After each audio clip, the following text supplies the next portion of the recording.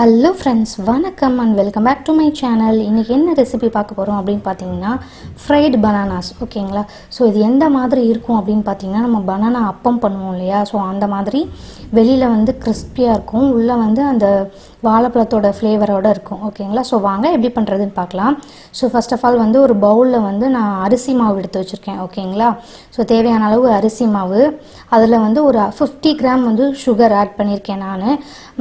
நீங்கள் வந்து உங்களுக்கு சுகர் கொஞ்சம் அதிகமாக வேணும்னா நீங்கள் அதுக்கேற்ற மாதிரி டேஸ்ட் பண்ணி பார்த்துட்டு கூட ஆட் பண்ணிக்கலாம். ஸோ அதுக்கப்புறம் வந்து ஏலக்காய் பொடி, அப்புறம் ஒரு கை துருவின தேங்காய். ஓகேங்களா?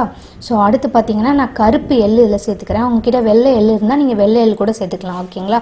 கருப்பு எள்ளு சேர்த்தா கொஞ்சம் கான்ட்ராஸ்ட்டாக இருக்கும் இல்லையா? அதனால் கொஞ்சமாக சால்ட்டு எல்லாத்தையும் சேர்த்து மிக்ஸ் பண்ணிவிட்டு இப்போ வந்து பஜ்ஜி மாவு பதத்துக்கு வந்து இது தண்ணி ஊற்றி நம்ம நல்லா வந்து கலந்துக்க போகிறோம். ஓகேங்களா? ஸோ இது வந்து ரொம்ப தின்னாகவும் இருக்கக்கூடாது, ரொம்ப திக்காகவும் இருக்கக்கூடாது. ஓகேங்களா? ஸோ கொஞ்சமாக சோடா உப்பு சேர்த்து வந்து மிக்ஸ் பண்ணி வச்சுக்கோங்க. ஓகேங்களா? நான் ஏற்கனவே போட்டுட்டேன். அடுத்து வந்து பனானாஸ் வந்து எப்படி இருக்கணும்னு பார்த்தீங்கன்னா, ரொம்ப பழுத்ததாகவும் இருக்கக்கூடாது, ரொம்ப காயாகவும் இருக்கக்கூடாது, பட் ஃபேர்மாக இருக்கணும். ஓகேங்களா? கொலன்னு இருக்கக்கூடாது. ஸோ நீங்கள் வந்து ஒரு பனானாவை ஃபுல்லாக வந்து பஜ்ஜி, நம்ம மேலேருந்து கீழே வரைக்கும் பஜ்ஜி செய்வோம் இல்லையா? ஸோ அந்த மாதிரி கூட நீங்கள் கட் பண்ணிக்கலாம். ஸோ அது ரொம்ப பெருசாக இருக்குமே அப்படின்னு நான் இதை வந்து பாதியாக கட் பண்ணிவிட்டு அந்த பாதியை வந்து இந்த மாதிரி 3 துண்டாக வந்து ஸ்லிட் பண்ணிக்கிறேன். ஓகேங்களா?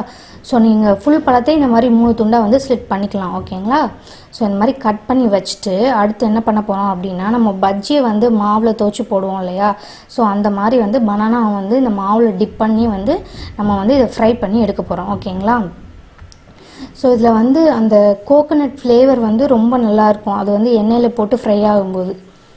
ஸோ இப்போ வந்து எண்ணெய் வந்து மீடியம் ஹீட்டில் இருக்கணும். நீங்கள் போட்ட உடனே திருப்பிடாதீங்க, கொஞ்சம் நேரம் வந்து அது வெந்து அதுவே தன்னால் மேலே வரும். ஸோ அந்த டைமில் வந்து லைட்டாக நீங்கள் அடியில் இது பண்ணீங்க அப்படின்னா வந்து உங்களுக்கு திருப்ப வந்து ஈஸியாக இருக்கும். ஓகேங்களா? ஸோ ஒரு கோல்டன் ப்ரௌன் வர வரைக்கும் வந்து நீங்கள் ஃப்ரை பண்ணி எடுத்தீங்க அப்படின்னா வந்து நம்மளோட ஃப்ரைடு பனானாஸ் வந்து ரெடி ஆகிடும். ஸோ இது வந்து ஃபஸ்ட் டைம் போட்டதுனால நான் கொஞ்சம் வந்து ஒயிட்டாக எடுத்திருக்கேன், அடுத்து போடும்போது நான் ப்ரௌனாக தான் எடுத்தேன். ஓகேங்களா? ஸோ இது வந்து அந்த கோகோனட் ஃப்ளேவரோட வெளியே கிறிஸ்பியாக, உள்ளே வந்து அந்த பனானா வெந்து ஒரு நல்ல டேஸ்ட்டில் இருக்கும். மறக்காமல் நீங்கள் ட்ரை பண்ணி பாருங்கள். இந்த ரெசிபி உங்களுக்கு பிடிச்சிருந்ததுன்னா நம்ம சேனலுக்கு சப்ஸ்கிரைப் பண்ணுங்கள். இன்னொரு நாள் இன்னொரு வீடியோவில் உங்களை சந்திக்கிறேன். அது வரைக்கும் பாய்.